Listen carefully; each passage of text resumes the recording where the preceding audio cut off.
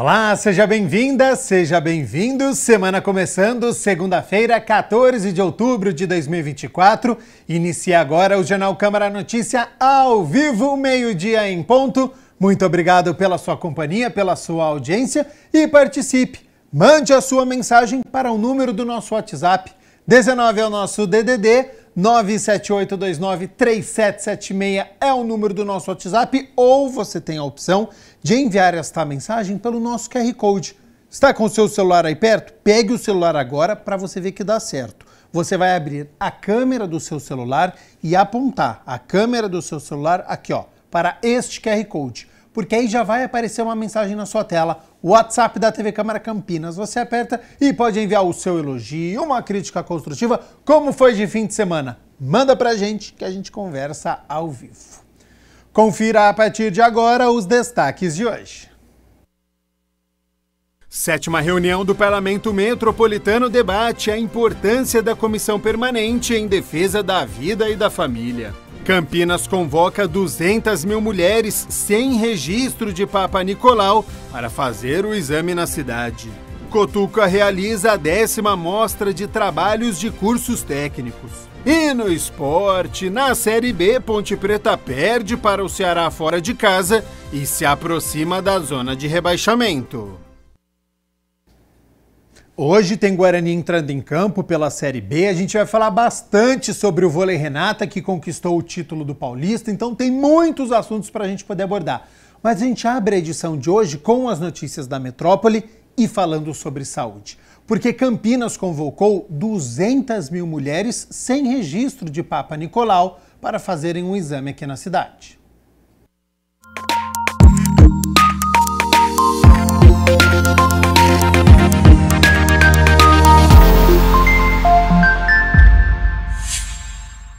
A Secretaria de Saúde de Campinas vai utilizar a saúde digital para convocar 200 mil mulheres de 25 a 64 anos que não têm registro do exame de Papa Nicolau no banco de dados do Sistema Único de Saúde Municipal. De acordo com a coordenadora da Saúde da Mulher de Campinas, apesar de não haver registro, não significa que a mulher não tenha realizado o exame por meio de convênios ou outros serviços que não fazem parte da rede de saúde municipal. Através da Ana, nossa assistente virtual da Secretaria de Saúde, que irá mandar uma mensagem para essas mulheres selecionadas, falando da importância do exame, que não foi constatado resultado no nosso banco de dados e para que elas procurem uma unidade de saúde para estar realizando o seu exame. Esse é o primeiro passo da busca ativa, que a gente pretende continuar essa busca ativa continuamente, né? Que se ela não fez, a gente manda de novo, aí nós já estamos fazendo toda essa programação para manter uma busca ativa, para a gente conseguir fazer um rastreamento realmente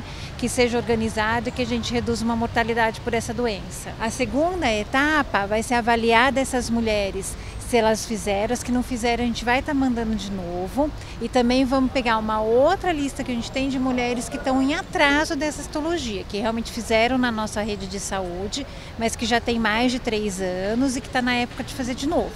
Então aí a gente vai mandar um segundo aviso, isso posteriormente, para essas mulheres. Entre 2010 e 2019, em Campinas, a média da incidência do câncer invasivo de colo de útero foi de 7,2 a cada 100 mil mulheres.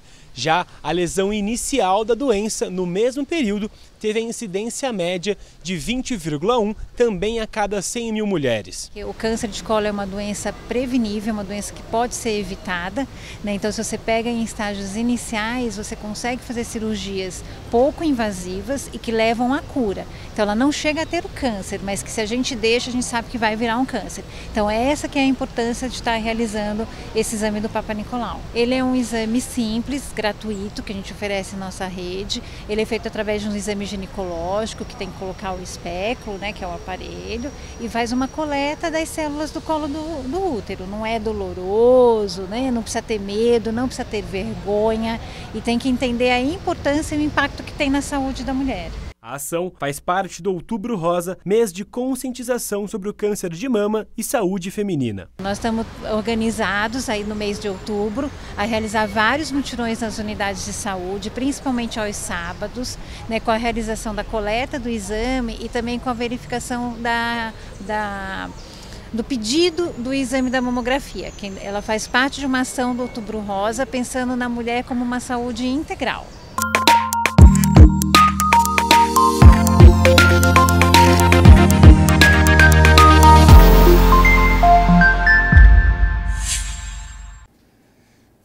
Vamos falar sobre educação, porque o Cutuca realizou a 10ª mostra de trabalhos de cursos técnicos. Confira como foi. A realização desta mostra tem como objetivo principal avaliar e aprimorar o desenvolvimento dos alunos. A mostra ela existe desde 2010 e a intenção, o objetivo dessa mostra é que eles possam fazer trocas de experiência, com isso melhorando o ensino técnico e também podendo participar e vivenciar o que é um evento científico. No evento, todas as áreas de conhecimento são trabalhadas e os alunos de todo o país podem participar. E nós trabalhamos com todas as áreas de conhecimento, então todos os cursos técnicos são contemplados e podem participar. Graças a Deus a gente tem a participação de várias escolas técnicas, com isso nós temos a participação de Cefetes, de outros estados, como Minas Gerais, temos outras federais do Rio de Janeiro, Paraná, também participando, além dos estados de São Paulo. Os trabalhos são divididos em 2 categorias: desenvolvimento técnico-científico e desenvolvimento de protótipos. É muito interessante quando você pega um grupo de alunos jovens assim e que tem essa disponibilidade, essa vontade de estarem apresentando projetos como esse, dentre outros que temos aqui também da nossa instituição, e que fazem parte do dia a dia deles, Eles pegarem aí um assunto focado em ciência e trazer o assunto do curso deles, que é desenvolvimento de sistemas, para unir essas 2 áreas, tanto a divulgação da ciência quanto o desenvolvimento de sistemas. Então é muito interessante e para a gente como orientador é muito gratificante também, saber que podemos contar com essa juventude. Os projetos apresentados na 10ª edição da Mostra de Trabalho são bastante diversificados e relacionam diferentes áreas, entre elas cuidado animal e genética psiquiatra. Bom, o objetivo do nosso projeto é criar um aplicativo interligado a uma coleira inteligente, onde vai trazer informações para o aplicativo, como temperatura em tempo real e localização também em tempo real, onde a gente vai assegurar a segurança do animal. Por que a gente decidiu seguir nesse caminho da segurança animal? Recentemente, em abril desse ano, aconteceu um caso que marcou muita gente, que foi o caso do cão Joca. O Joca, ele foi um Golden Retriever que, por um erro da companhia aérea, ele acabou entrando no voo errado e ficou muito tempo exposto a temperaturas elevadas. E ele ficou perdido por muito tempo, e devido a isso ele veio a falecer. E pensando nisso, a gente falou, como que a gente poderia intervir com a tecnologia? E aí surgiu o Patas Seguras, um aplicativo mobile integrado a uma coleira inteligente que permite que os tutores consigam obter em tempo real a localização e a temperatura do ambiente, evitando assim possíveis incidentes como esse. A gente resolveu introduzir um tema que é da ciência, fazendo o desenvolvimento de um website, que já acarreta mais a nossa área. Com isso, a gente trouxe a genética psiquiátrica, que fala sobre transtornos e como eles são influenciados pela genética, e a gente trouxe, desenvolvendo um website com 3 ferramentas principais, para auxiliar na busca de artigos, o que nós tivemos alguns problemas, então a gente queria melhorar isso, trazer uma melhoria.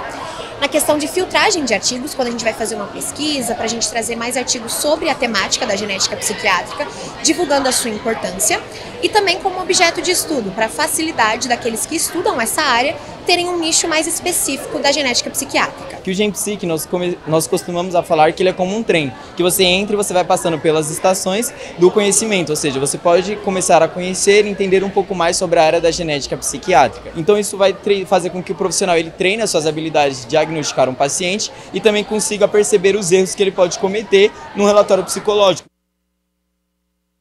12h mais 10 minutos, muito obrigado pela sua companhia, pela sua audiência. Estamos ao vivo nesta segunda-feira e a reciclagem é essencial para mantermos uma sociedade sustentável. Então, sobre reaproveitamento do resíduo como matéria-prima de novos produtos e como cada produto deve ser reciclado, confira a forma correta de reciclar papéis, metais, vidros, eletrônicos e eletrodomésticos.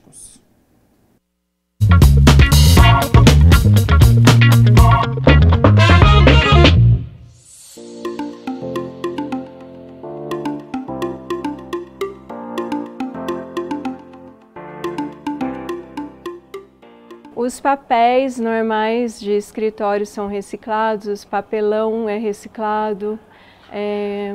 Agora, os não recicláveis são também, né, que tem alguma mistura de material, ou que ele tem alguma resina, ou que ele tem alguma camada de plástico junto, que aí torna-se um material misto, e aí a gente não consegue desconectar uma coisa da outra.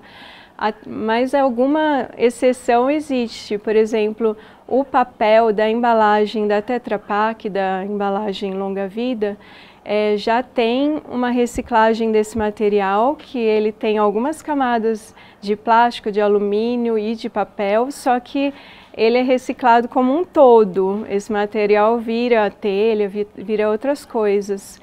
Mas eles ainda estão trabalhando nessa separação dos materiais, assim, fazendo mais estudos. Os metais que eu vejo nas cooperativas que podem ser reciclados são as latas, lata de óleo, lata de ervilha, esses metais de uso de cozinha, todos podem ser de latinha de cerveja, que é o alumínio, né? Tanto flandres, que é das latas de cozinha, quanto as latas de alumínio e os lacres podem ser reciclados.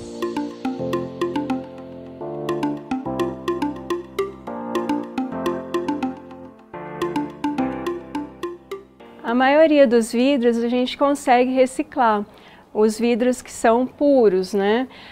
Até aqueles caquinhos de vidros quebrar na sua casa, você pode embalar de uma forma com bastante segurança para não cortar o catador ou alguém da cooperativa, e você pode mandar. Mas algum vidro que tenha tratamento, que tenha junção de outros materiais, por exemplo, o espelho, que tem uma lâmina de metal, esse tipo, ou temperado, esse tipo de vidro não pode ser reciclado.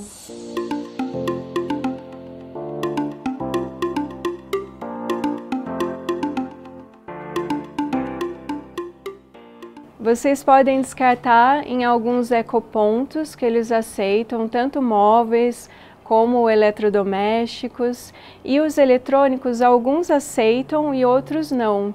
Mas em algumas lojas, na frente de algumas lojas, tem pontos de coleta, de supermercado também às vezes tem. Tem uma grande loja de construção na Dom Pedro, que ela tem um ponto de coleta que aceita diversos materiais, lâmpadas, pilhas também, além de eletrônicos.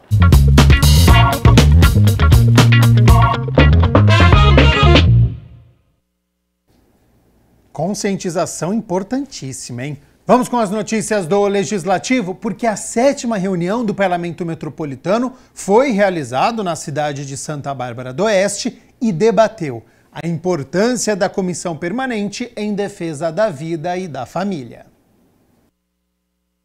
O Parlamento da região metropolitana de Campinas se reuniu na Câmara Municipal de Santa Bárbara do Oeste. A importância é muito grande, vem demonstrando assim que a nossa região metropolitana de Campinas é uma região muito unida. As câmaras municipais estão unidas em um objetivo só, que é o crescimento da nossa região e o crescimento do nosso parlamento. Então, parabenizar aí o Rossini, que é o presidente do parlamento, toda a diretoria, e também parabenizar todos os vereadores, presidente de Câmara, que acompanham o parlamento, que trabalha no parlamento, que faz as suas indicações, reivindicações, e o crescimento da nossa região não é à toa, né? Um parlamento metropolitano, onde há essa união, com certeza a nossa região metropolitana de Campinas irá crescer muito mais. Foi a 7ª reunião do ano do parlamento, que é na verdade um fórum colaborativo em que vereadores do município se reúnem para propor e discutir políticas públicas que beneficiem toda a região. O encontro, que integrou os 20 municípios da região, foi comandado pelo presidente da Câmara de Campinas e do Parlamento da RMC, vereador Luiz Rossini. A partir das reuniões surgiram propostas, né, de ação que o parlamento encaminhou, seja para o governo do estado, seja para órgãos do estado, Artesp, Secretaria Estadual de Saúde. A questão da saúde tem sido sempre uma prioridade no parlamento. A busca por ampliar a oferta de leitos, né, em hospitais na nossa região, a discussão da regionalização do CROSS, né, que é a central que regula os encaminhamentos para exames, cirurgias, tudo isso foi discutido nas reuniões do parlamento e teve consequência. Muitas coisas estão acontecendo por força do parlamento, sem considerar as várias intervenções na área de mobilidade, né, melhorias nas rodovias, nos acessos. Discutimos também com o PCJ a questão da crise hídrica, né, que infelizmente é uma realidade em alguns municípios ainda. A reunião teve palestra ministrada pelo bispo Dom Devair Araújo da Fonseca, da Diocese de Piracicaba, com o tema a importância da Comissão Permanente em Defesa da Vida e da Família no Parlamento Metropolitano. Aqui na Câmara de Santa Bárbara, nós já estivemos algumas vezes falando sobre a importância da defesa da vida e da família. E no Parlamento, né, na região metropolitana, é importante trazer esse tema. Santa Bárbara é uma das cidades que compõe a Diocese de Piracicaba, que não fica na região metropolitana de Piracicaba, mas na região metropolitana de Campinas. E aqui não tinha essa comissão, então trazer esta comissão, ter esta comissão que debate os assuntos relacionados à vida e à família, a proteção da família é muito importante. E nós tivemos a oportunidade de ter a criação dessa comissão e, como tal, a gente está aqui hoje para justamente marcar o início dos trabalhos dessa comissão. Esses temas são bastante abrangentes. Por exemplo, se a gente fala de educação infantil, né, os vereadores, as prefeituras terem políticas públicas para cuidar da primeira infância e da educação infantil, é uma forma de fortalecer os valores de família. Quando você tem na saúde uma política de atenção à gestante, o pré e o pós-parto, também é uma forma de você olhar e valorizar a defesa da vida. E é importante a gente ter, assim, princípios que busquem sempre a defesa da vida e o fortalecimento da família. Hoje é segunda-feira, portanto é dia de reunião ordinária, a de número 61. A partir das 6 horas da tarde, os vereadores vão se reunir para discutir e votar 5 projetos. Entre eles está em análise inicial o de autoria do vereador Cecílio Santos, que cria o programa Banheiro Legal. Na prática, o programa tem como objetivo possibilitar que sejam construídos ou disponibilizados banheiros de uso público em praças e outros locais públicos onde sejam praticadas atividades esportivas e também culturais. O parlamentar esclarece que a proposta apresenta uma solução para o problema sem gerar custo ao município, inclusive na manutenção dos banheiros públicos. Para você ficar muito bem informado, conferir todos os projetos que serão discutidos e votados, é só acessar o site da Câmara. É o campinas.sp.leg.br.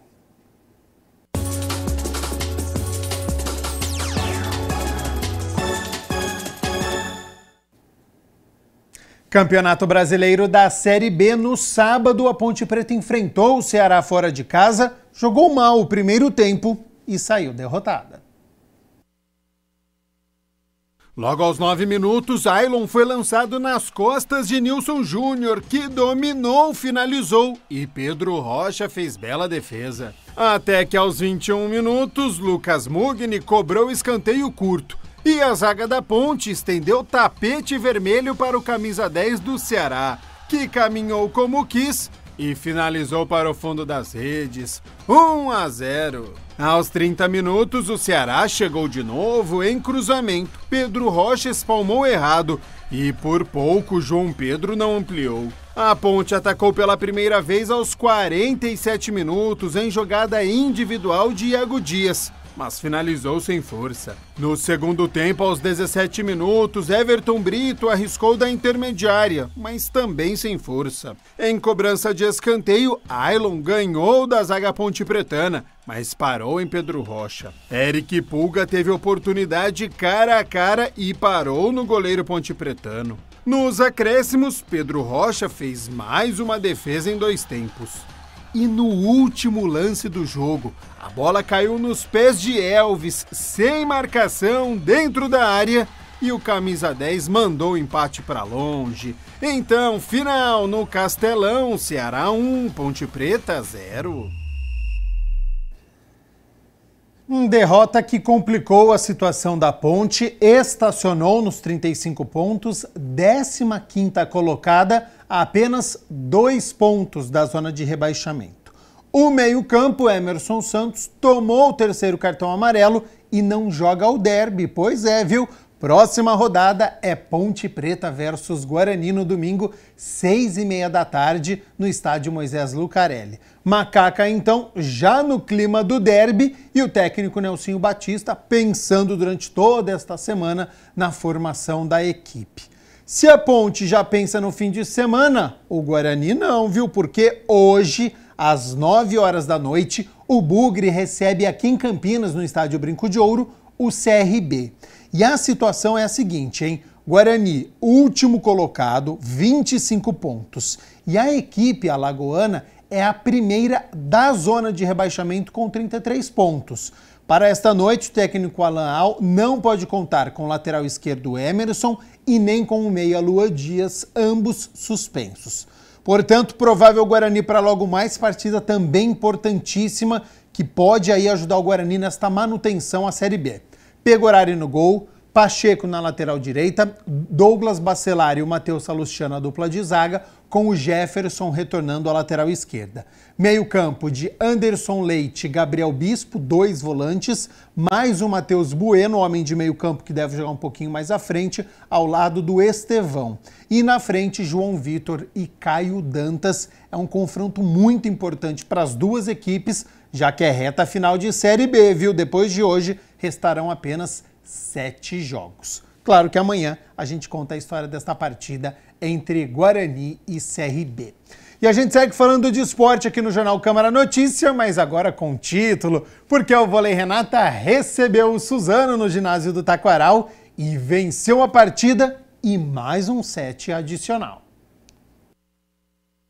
Com o ginásio do Taquaral completamente lotado, o Vôlei Renata nem tomou conhecimento do Suzano no segundo e último jogo da final.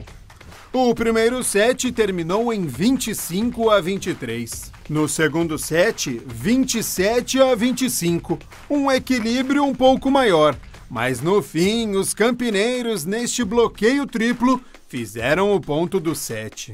No terceiro, Campinas abriu desde o início e foi mantendo a diferença até fechar em 25-22. Como o Suzano havia vencido a primeira partida e Campinas fez 3-0 neste segundo jogo, nós tivemos o Golden Set, um set a mais. E aí sim, quem chegasse em 25 pontos conquistaria o título paulista. E nem teve disputa direito, o Vôlei Renata atropelou novamente o adversário, 25-18, e faturou o 4º título estadual nos últimos 5 anos. O grande destaque da partida foi o oposto, Bruno Lima, com 25 pontos, sendo 5 de bloqueio e quase 70% de aproveitamento no ataque. É isso, parabéns aos comandados do técnico Horácio de Léo, grande virada, já que a primeira partida fora de casa ficou para a equipe visitante, e aí venceu no ginásio Taquaral e venceu também o set adicional, 4º título em 5 anos do estadual, e agora já não tem nem tempo, viu, porque daqui 3 dias já começa a Superliga masculina de vôlei, que é como se fosse um campeonato brasileiro com equipes fortes e, claro, o Renata entra aí para brigar pelas primeiras posições. Ao longo aqui da competição a gente vai falando no Jornal Câmara Notícia. 12:00 mais 25 minutos, a idade ideal para uma criança aprender multiplicação, divisão, normalmente varia entre 7 e 9 anos, dependendo do desenvolvimento cognitivo e da experiência anterior com conceitos matemáticos. E esse é o tema que será abordado a partir de agora no nosso quadro que está sempre de olho na educação.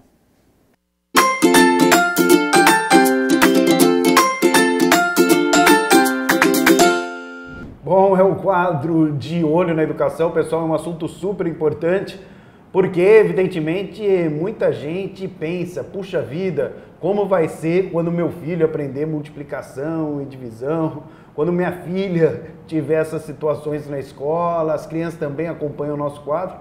Por isso a gente vai bater um papo aqui com a Daniele Kobayashi, que, olha, é super completa, viu? É pedagoga, é psicóloga, formada em letras, também, não é, trabalha nessa questão aí envolvendo a coordenação de equipe curricular, super completa para falar sobre o assunto. Tudo bem, Daniele? Tudo bem com você? Beleza. Prazer em participar aqui desse quadro e poder contribuir aí com vocês. Boa, o prazer é todo nosso. Bom, vamos falar então sobre, né, essa situação aí, multiplicação, divisão, porque muita gente encara aí como um bicho de 7 cabeças, né? É mais ou menos por aí ou não, Daniele? Olha, bicho de 7 cabeças, eu acho que ela foi durante muitos anos, considerando inclusive a própria história do ensino da matemática. Muitas crianças, adolescentes e até adultos, não é mesmo, têm dificuldade com relação à multiplicação e à divisão. Mas, a partir de alguns estudos que se iniciaram na década de 80, em especial, não foi nem só no campo da matemática, mas no campo da psicologia, né? Acho que é muito bacana destacar isso. O Verneau criou os campos aditivos e campos multiplicativos. A teoria dos campos trouxe para o professor uma nova dimensão para a prática pedagógica, né? Por quê? Nós não ensinamos muitas vezes a multiplicação, a divisão, somente usando o algoritmo, os números, né, como a gente aprendeu antes. Quem não se lembra aqui que tinha que decorar a tabuada para conseguir bem numa prova? Então. Quem não se lembra também que a gente tinha que arma, efetue as continhas, 32 vezes 4, né? Sobe 1, desce 1. Era essa a conexão que nós tínhamos, né? Nossa, Daniele, eu lembro muito bem dessa época de decorar a tabuada. 7 vezes 5 é 35. Isso. E por que será que é 35, não é verdade? Então, a partir de algumas pesquisas e do próprio ensino, né, da matemática, nós temos aí condições de entender que alguns processos precisam ser garantidos antes de chegar no ensino desse algoritmo como a gente está acostumado, que é, na verdade, fazer as operações somente com os números, sem entender o porquê. Então, desde a educação infantil, a gente precisa trabalhar alguns conceitos matemáticos, como compreensão, comparação de números, classificação numérica. A gente tem vários, né, conhecimentos que a gente chama de capacidades e condições cognitivas que a gente precisa trabalhar com as crianças. Então, eles precisam aprender contagem, eles precisam aprender depois classificar, eles precisam aprender dar nome para essa classificação, para que a gente consiga, então, depois passar para essa operação mais complexa que é a multiplicação. E voltando lá nos campos do Verneau, o que o Verneau diz para nós? Que a gente pode ensinar para as crianças, nos anos iniciais, inclusive, algumas ideias que estão vinculadas ao campo, tanto aditivo quanto multiplicativo.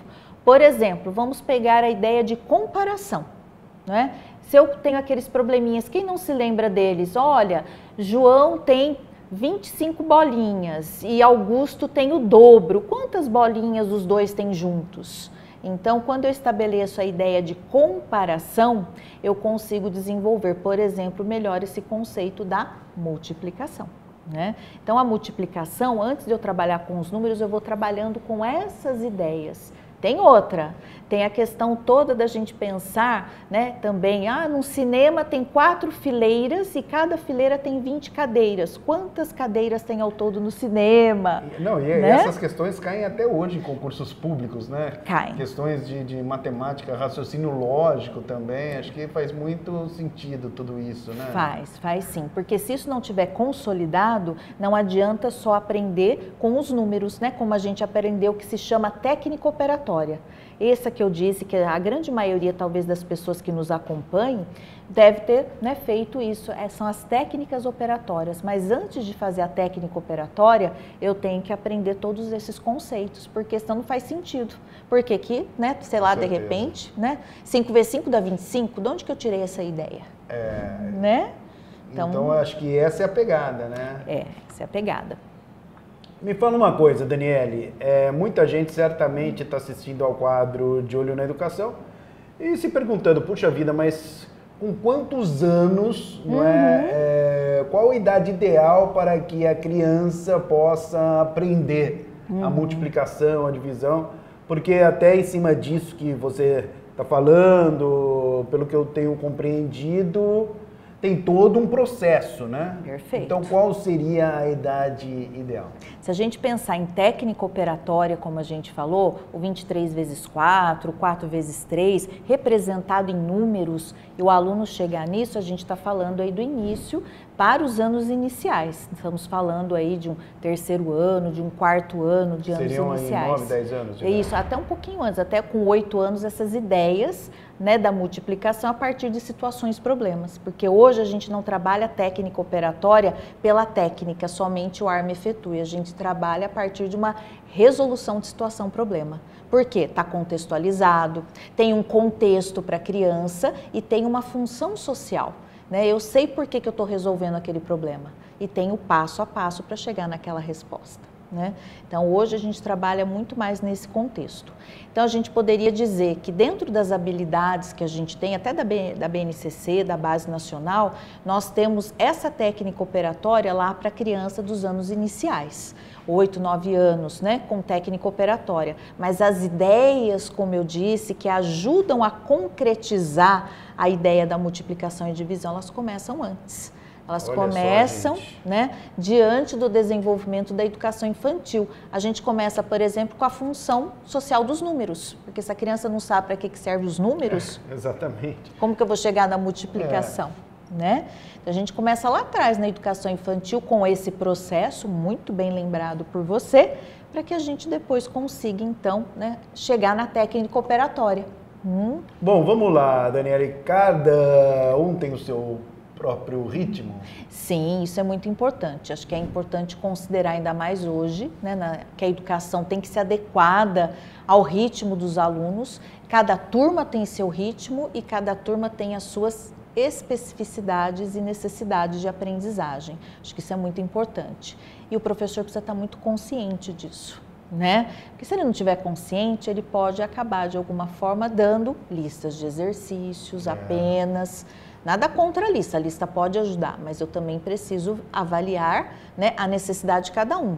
Então, o trabalho em duplas, o trabalho em trios, o trabalho de resolver essas situações, problemas na lousa, cada grupo colocar, olha, eu cheguei nessa conclusão, ou eu cheguei nessa. Vamos comparar, né, que tipo de respostas vocês deram? Pode ajudar muito essas crianças a se desenvolverem, inclusive pensando nesse ritmo de cada um. Bom, é claro que, como você disse, né, o papel do professor, evidentemente, que é super importante, tem que estar consciente, mas existe também o papel da família? Muito importante, pessoal, família, vocês têm um papel super importante. Olha aí, gente. É muito boa pergunta. O que a família pode contribuir? Pode contribuir com as crianças em questões muito simples. Você está andando na rua com a criança, as casas não têm números? Vamos perguntar para as crianças qual é aquele número? Qual que é a função daquele número? Por que as casas têm os números? Olha o celular, os números, qual que é a função do número no celular? Por que a gente usa número para digitar? A gente poderia ter usado letras, né? Não, a gente utiliza números para representar, neste caso, né, para falar com as pessoas. Olha a função social dos números. É o número que me conecta a outra pessoa. Então, a gente percebe essa função social que é tão importante dos números. Eu posso trabalhar com as crianças também, elas gostam de estimativa. Você já experimentou fazer as coleções? Coleção de bolinha, coleção de tampinhas e fazer estimativas. Vamos tentar ver quantas você acha que tem nesse pote grande aqui. É 30, é 20? É muito bacana porque eu já estou trabalhando com as ideias essenciais de estimativa que vai fazer falta para eles no ensino médio, quando eles tiverem que trabalhar principalmente com a questão da estatística, o tratamento da informação. É aí que começa o desenvolvimento. Olha quanta coisa bacana. Nossa, é impressionante mesmo, né, Daniela? Porque a matemática, ela não deixa de ser uma linguagem. E olha como a linguagem, né, está atrelada a essa função social. Né? Como a gente usa a matemática para representar o mundo. Você que é psicóloga, é pedagoga, professora, é profissional de letras, quem se forma em letras é o quê? É realmente aquele que tem licenciatura em letras, boa, né? Boa, isso aí. Como, não é? Porque até hoje a gente ouve falar, Daniele, que muita gente, como eu iniciei aqui a nossa entrevista, tem dificuldades em matemática, encara a matemática como aí um bicho de 7 cabeças. Por que tanta gente tem tanta dificuldade em matemática? Verdade. Olha que pergunta importante. Esse que né, nós que gostamos da área, né, de humanas, né? Mas olha só, a história da matemática, ela está muito atrelada, né, gente? Vamos pensar a própria constituição da matemática como área do conhecimento, né?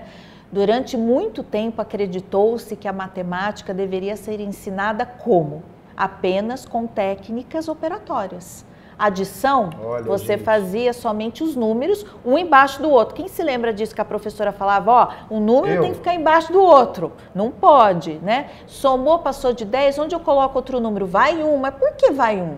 Então, todas essas ideias não ficaram claras para algumas pessoas. Então, a matemática passa a ser um bichão de 7 cabeças porque não tem sentido muitas vezes.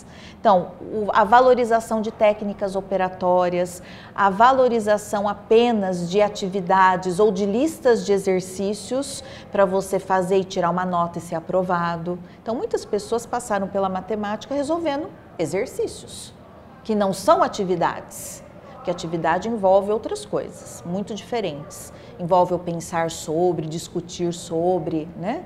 Então, isso tudo acaba transformando a matemática, não é nem um bicho de 7 cabeças, é de 49 cabeças. Já aproveitando, né, a potência. Exatamente, potência, né? Bom, então houve alterações, aí, mudanças no método de ensino. Houve. Você acredita que a partir disso, então, essa nova geração talvez não tenha tantas dificuldades assim em matemática? Eu acredito assim, nós estamos num processo de transição.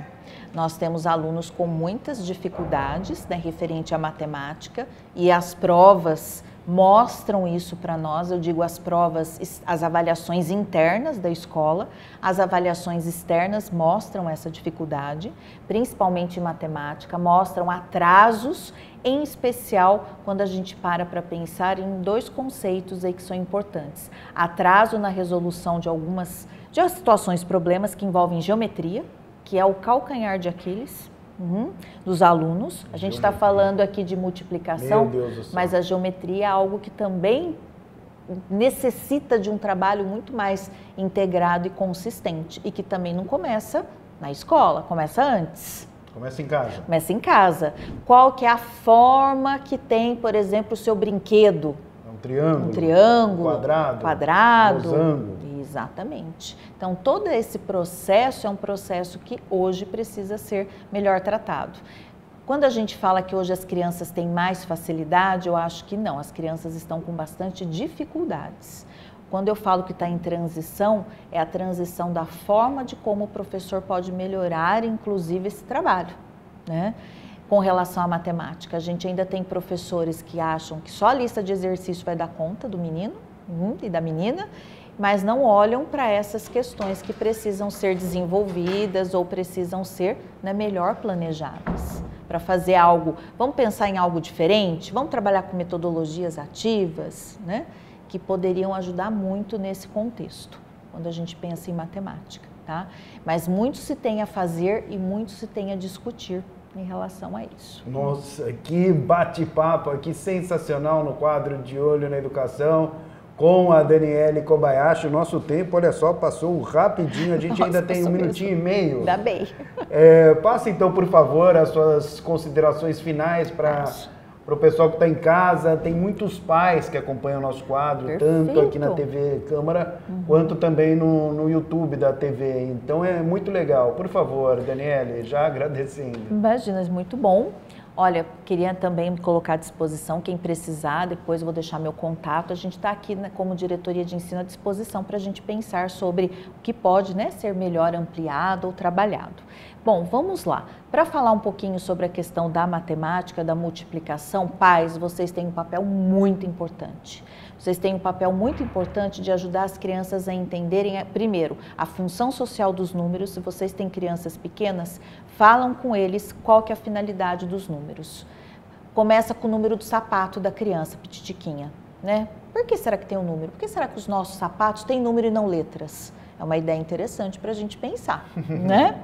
Por que são pares? Já começa uma ideia aí de soma, né? E que depois pode virar algo multiplicativo. Então tem muita coisa que vocês podem chamar a atenção das crianças. Faça o trabalho da brincadeira das estimativas, trabalhem com eles a noção de proporcionalidade, né? Eu vou a uma festa, nessa festa eu vou comprar 8 refrigerantes. Será que 8 refrigerantes darão para 16 pessoas? Será que são suficientes? Então essas ideias podem ajudar também depois futuramente na compreensão da multiplicação, porque a multiplicação está diretamente associada com o campo aditivo. Então, qual o seu e-mail? Você falou para entrar em contato, quem tiver alguma dúvida. Claro, é daniele.kobayashi, né? O KOBAYASHI, @educacau.sp.gov.br. Estaremos aqui super à disposição para continuar conversando com vocês. Valeu, muito obrigado. Eu que agradeço. É isso aí, pessoal. Eu sou André Aranha e você, claro que já sabe, né? Estou sempre de olho na educação. Tchau!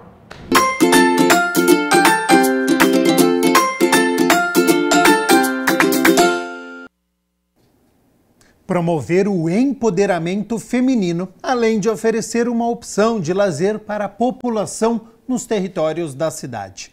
Vamos conhecer a Feira das Mulheres Empreendedoras de Campinas, um projeto que passou pela Câmara, foi aprovado pelos parlamentares e hoje está sendo executado com sucesso. As mulheres empreendedoras de Campinas agora contam com um programa que oferece oportunidade, networking, compartilhamento de ideias, experiências, emprego e renda. É a Feira da Mulher Empreendedora, um projeto do Executivo que, para se tornar lei, passou pela Câmara.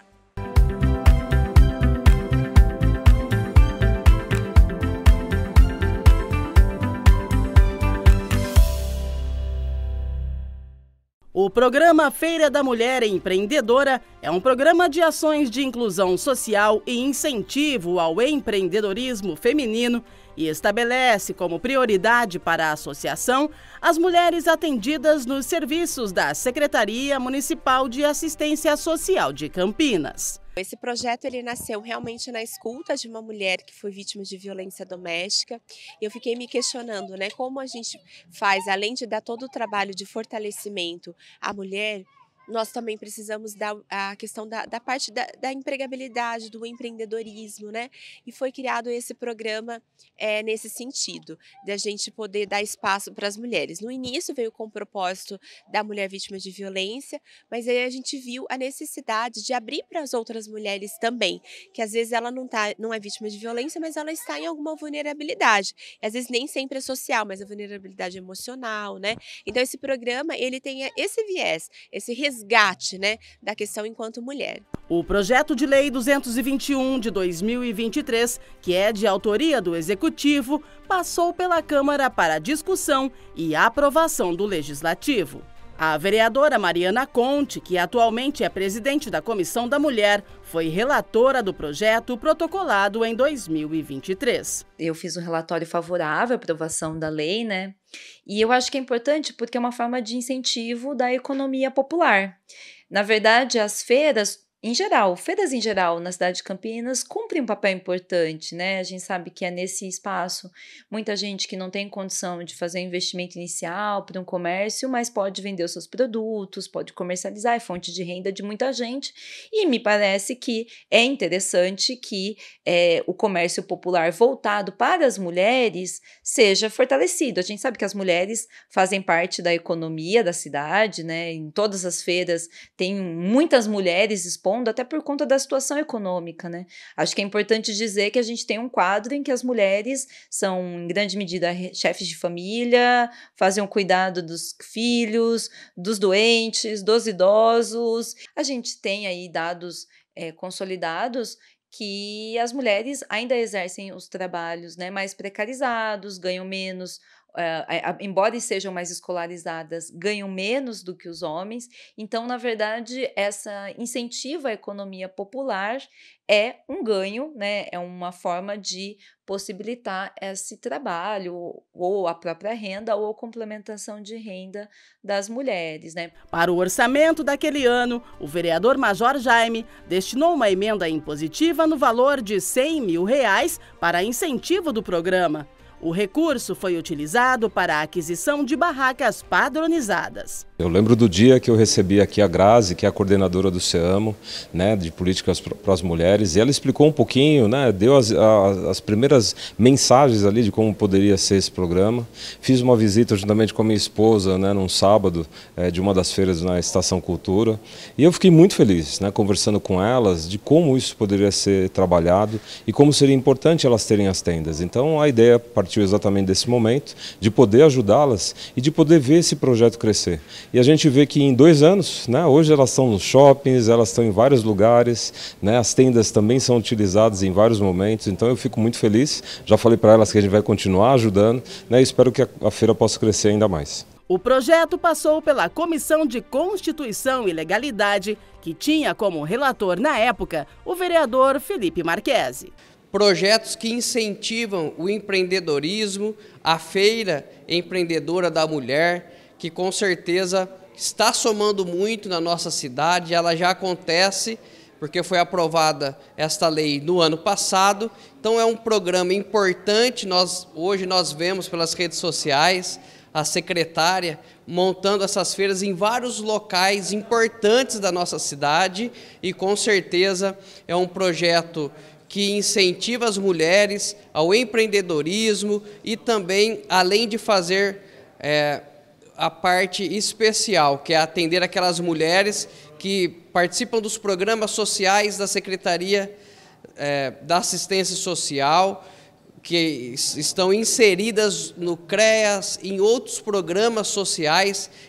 Essas mulheres têm a prioridade de poder participar desse programa da feira, que é tão importante e gera emprego, gera oportunidades, e com certeza a população tem participado, gera economia para o nosso município e vai com certeza ao encontro de toda a população. A matéria foi aprovada em primeira votação na reunião ordinária de número 72 e em segunda votação na 74ª reunião ordinária, que aconteceu no dia 29 de novembro do ano passado. E no dia 28 de dezembro, a Lei 16.506 de 2023, que instituiu o programa Feira da Mulher Empreendedora em Campinas, foi sancionada e publicada em Diário Oficial.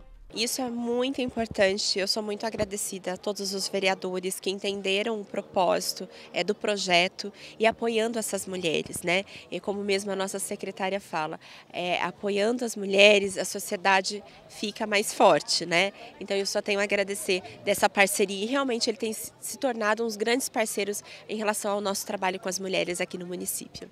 A primeira edição da feira foi realizada nos dias 9 e 10 de março de 2022 e contou com 80 participantes. Hoje, são mais de 2.000 mulheres empreendedoras que participam do programa, que gera emprego e renda. Eu comecei fazendo feira em outro lugar e me apresentaram esse projeto maravilhoso. E é onde eu fui para o programa e comecei a fazer as feiras, e para mim é maravilhoso, porque esse é o meu sustento agora.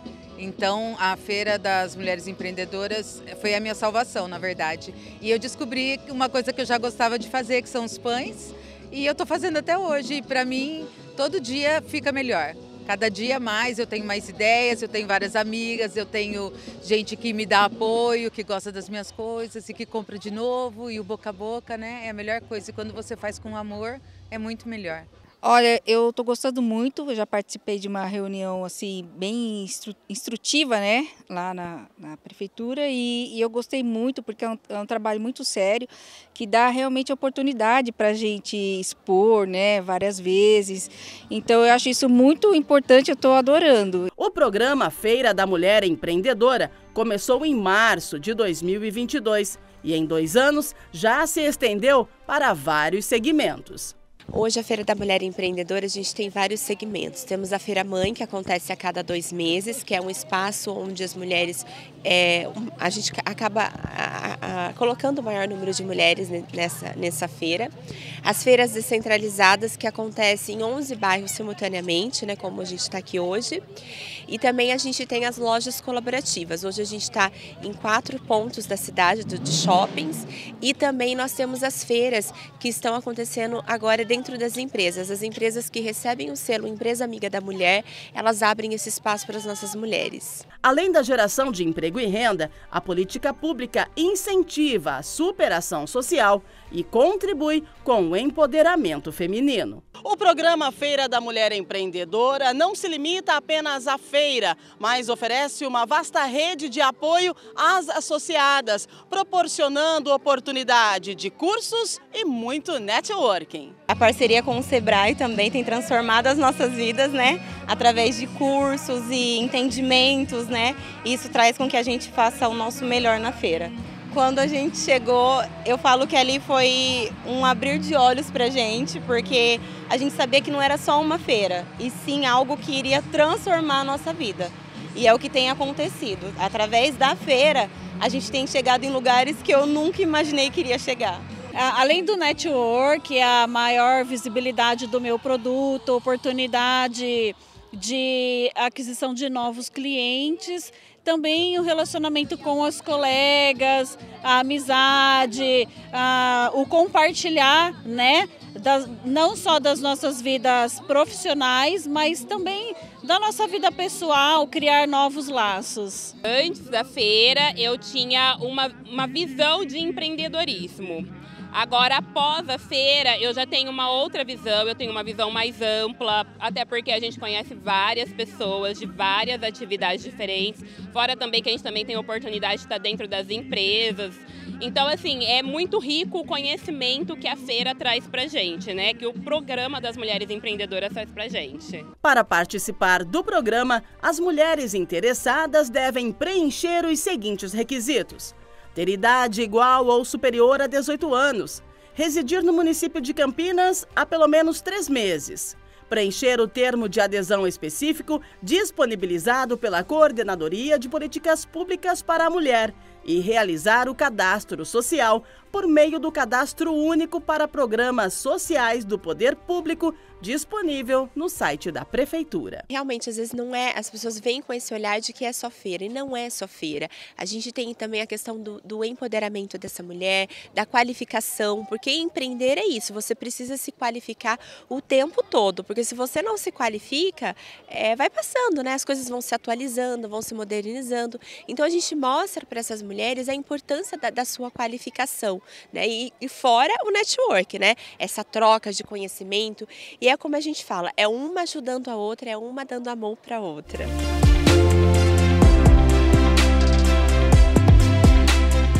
E esse foi o nosso Passou pela Câmara de hoje.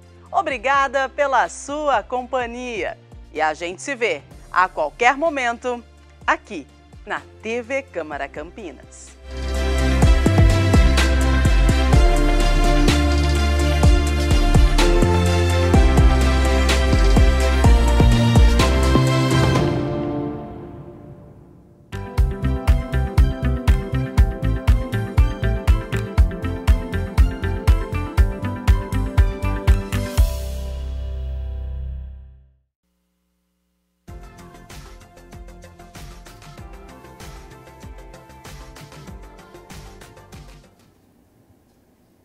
Semana começando com o tempo estável. Hoje o sol aparece entre nuvens, temperatura amena, porque o vento também não deixa a sensação térmica subir.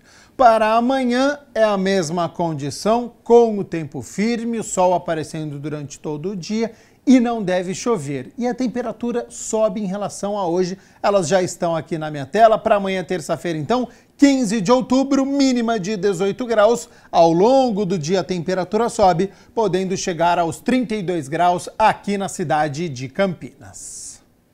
O Jornal Câmara Notícia fica por aqui. Muito obrigado pela sua companhia, pela sua audiência. Continue na nossa programação, lembrando que hoje é segunda-feira, portanto é dia de reunião ordinária, a partir das 6 horas da tarde. E amanhã eu volto a partir do meio-dia ao vivo. Até lá. Tchau, tchau.